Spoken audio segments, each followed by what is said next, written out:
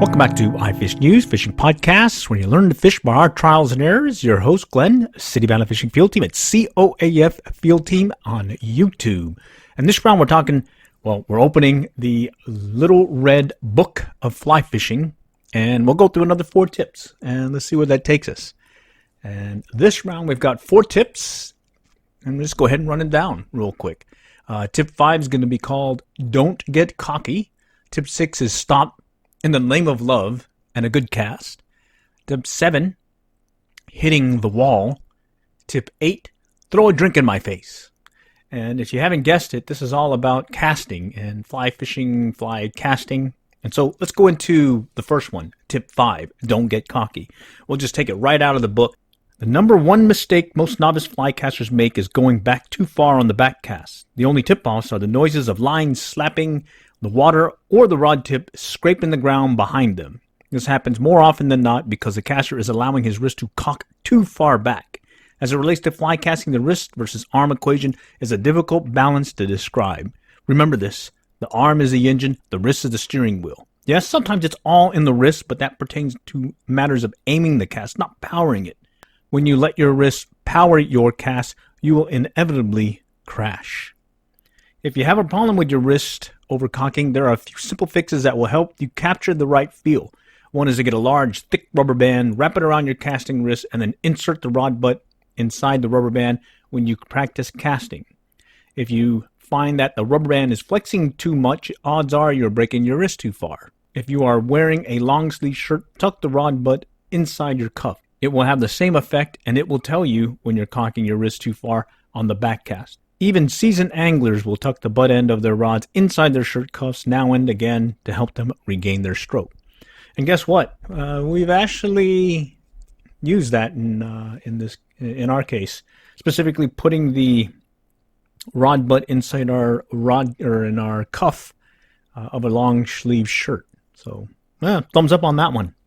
Okay, number 6, Stop in the Name of Love and a Good Cast. So, reading straight out of the book. When we watch casting, we are absorbed by motion.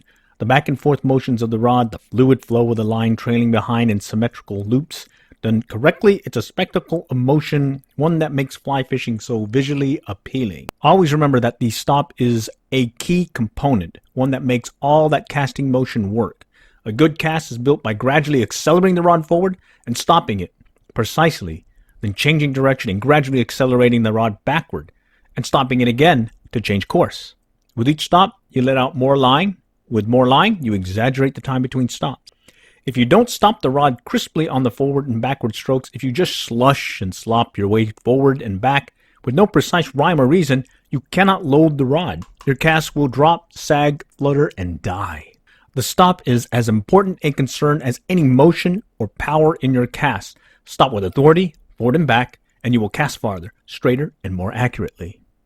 And guess what? That's kind of like what yours truly has been adopting from the stop and stop fast, start fast technique that we were touting, I think, in a video way back. And bottom line, it's basically stop. You need to stop precisely and allow that rod or that line to flow forward as well as back. If you, like it said, if you just slush and slop your way forward and back with no precise rhyme or reason, you cannot load the rod. Your cast will droop, sag, flutter, and die, and yours truly has to admit he's been guilty of that. Okay, that was number 6. So number 7, Hitting the Wall. You've heard the old expression about going after something hammer and tong. To learn how to fully load and unload the rod, instead think hammer and nail. Loading the rod requires definitive stops and starts. One way to achieve this is to imagine yourself tight between 2 walls with nails on both using a 2-headed hammer. Pretend to smack the nails first on a back cast and again on the forward cast. Each time you hit the nail, the hammer stops cold. In fly casting, this causes the rod to unload briskly, which in a way, a flex pole propels a vaulter over the bar. The line shoots forward powerfully with a tight loop. Lacking hard stops and starts, the line loses speed and distance, and the loop opens up, making it susceptible to wind. To get the full power from the rod, hit the nail on the head. So we're starting to see a theme here where start and stop and making sure that you have that brisk, or in this case, precise moment of stopping your rod, be it on the forward and the back cast. So that's 2 of them. So let's go look at number 8. Throw a drink in my face. Number 8. The best description of the gradual, controlled acceleration motion that is the foundation for any good fly cast was offered by Steve Rajek, arguably the best caster and all-around angler to ever pick up a fly rod.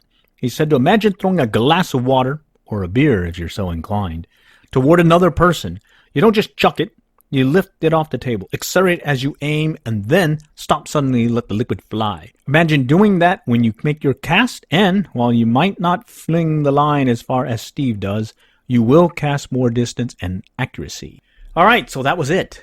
All for now. This is fly fishing tips from the Little Red Book of Fly Fishing on our iFishNews Fishing Podcast. This is podcast number 22, but second in our series of the Little Red Fly Book, or Little Red Book of Fly Fishing. So we had tip 5, don't get cocky.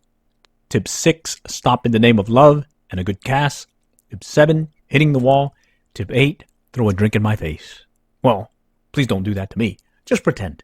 All right, all for now. Until next time, we'll catch y'all later, and good luck and good fishing, and stay tuned for more for this series, The Little Red Book of Fly Fishing.